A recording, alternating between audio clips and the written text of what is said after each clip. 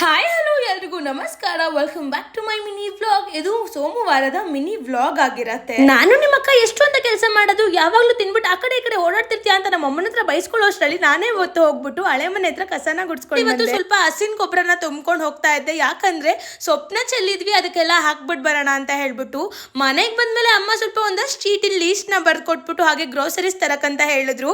ಹಾಗೆ ಪೂಜೆಗೆ ಬಾಳೆಹಣ್ಣು ಮತ್ತೆ ಹೂವು ತರಬೇಕು ಅಂತಾನು ಹೇಳಿದ್ರು. ನಾನ್ ಮನೆಗೆ ಬಂದ್ಮೇಲೆ ಕಸ ಗುಡ್ಸಿ ಹಾಗೆ ರೂಮ್ನೆಲ್ಲ ಕ್ಲೀನ್ ಮಾಡ್ಕೊಳ್ಳೋದಿತ್ತು, ಅದನ್ನ ಮಾಡ್ಕೋತಾ ಇದ್ದೆ. ರೂಮ್ ಎಲ್ಲ ಕ್ಲೀನ್ ಮಾಡಿದ ಆದ್ಮೇಲೆ ಫ್ರೆಶ್ ಅಪ್ ಆಗಿ ಬಂದು ದೇವ್ರಿಗೆ ನಮಸ್ಕಾರ ಹಾಕಿ ಟೋಟಲ್ ಪೂಜೆ ಮಾಡ್ರೋ ಮುನಿಯಪ್ಪಂಗೆ ನಮಸ್ಕಾರ ಹಾಕೋಣ ಅಂತ ಹೋಗ್ತಾ ಇದ್ದೆ. ಮನೇಲಿ ಒಂದ್ ಕೆಲಸ ಮಾಡಿಲ್ಲ ಅಂತ ಅಂದ್ರು ನಾನ್ ಮಾತ್ರ ಪೂಜೆಗೆ ಹೋಗೋದು ಯಾವಾಗ್ಲೂ ಲೇಟ್. ಯಾಕೆ ಹೀಗಾಗುತ್ತೆ ಅಂತ ಮಾತ್ರ ಗೊತ್ತಿಲ್ಲ. ಮನೆಗೆ ಬಂದ್ಮೇಲೆ ಸ್ವಲ್ಪ ಪ್ರಸಾದನ ಕೊಟ್ರು ಅಮ್ಮ, ಅದನ್ನ ತಿಂದು ಹಾಗೆ ಇವತ್ತು ಊಟನ ಮುಗಿಸ್ಕೊಳಕಂತ ಬಂದೆ.